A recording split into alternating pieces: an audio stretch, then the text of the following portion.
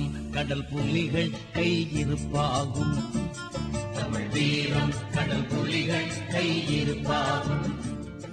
തമിഴ്നാട്ടിലെ തൂത്തൂർ, ചിന്നത്തുറ ഭാഗങ്ങളിൽ നിന്ന് വിഴിഞ്ഞത്ത് എത്തി മത്സ്യബന്ധനത്തിന് പോകുന്ന ബോട്ടുകളാണ് ഉൾക്കടലിൽ LTTE പ്രവർത്തകർക്ക് വേണ്ട സഹായങ്ങൾ ചെയ്തു കൊടുക്കുന്നത്.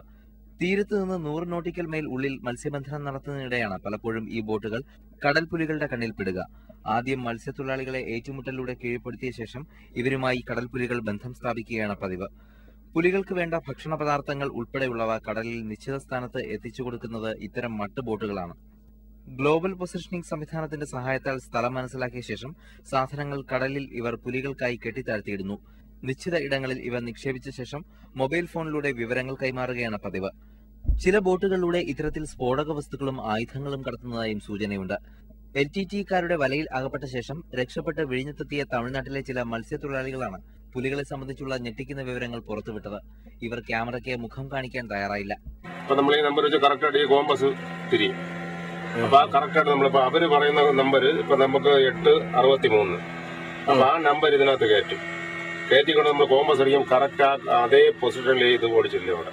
ശ്രീലങ്കയിൽ പുലികളുടെ പ്രധാന താവളമായ ഗൾഫ് ഓഫ് മാന്നാറിൽ നിന്ന് വെറും 110 നോട്ടിക്കൽ മൈൽ മാത്രമാണ് വിഴിഞ്ഞം തീരത്തേക്കുള്ളത്. വിഴിഞ്ഞത്തിന് ഏറെ അടുത്തുള്ള അന്താരാഷ്ട്ര കപ്പൽ ചാലിലൂടെ വരുന്ന കപ്പലുകളിൽ നിന്നും പലപ്പോഴും കടലിൽ വെച്ച് ചെറു കണ്ടെയ്നറുകൾ ബോട്ടുകളിലേക്ക് നീക്കം ചെയ്യുന്നതായും മത്സ്യത്തൊഴിലാളികൾ കാണാൻ ഇടയായിട്ടുണ്ട്. എന്നാൽ ഇതേക്കുറിച്ച് അന്വേഷിക്കാനോ വിഴിഞ്ഞത്ത് സുരക്ഷാ ക്രമീകരണങ്ങൾ ശക്തമാക്കാനോ കോസ്റ്റ് ഗാർഡോ മറ്റ് സൈനിക വിഭാഗങ്ങളോ തയ്യാറാകുന്നില്ല. കോസ്റ്റ് ഗാർഡ് അധികൃതർ പുലികളുടെ ഇത്തരത്തിലുള്ള നീക്കം സമ്മതിക്കുന്നുമുണ്ട്.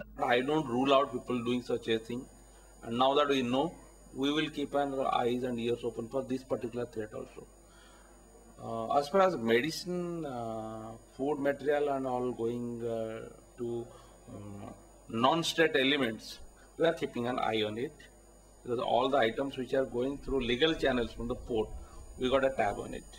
But anything which are going through the fishing boats, it is difficult to keep a tab just because of the number of fishing boats which are lying along the coast. Anybody could go from anywhere, come back anywhere. പുലികൾക്കെതിരായി തമിഴ്നാട്ടിലെ തീരങ്ങളിൽ ജാഗ്രത പാലിച്ചു തുടങ്ങിയതോടെയാണ് പുലികൾ കേരളത്തിന്റെ തെക്കൻ തീരങ്ങൾ ലക്ഷ്യമിട്ട് തുടങ്ങിയിരിക്കുന്നത്.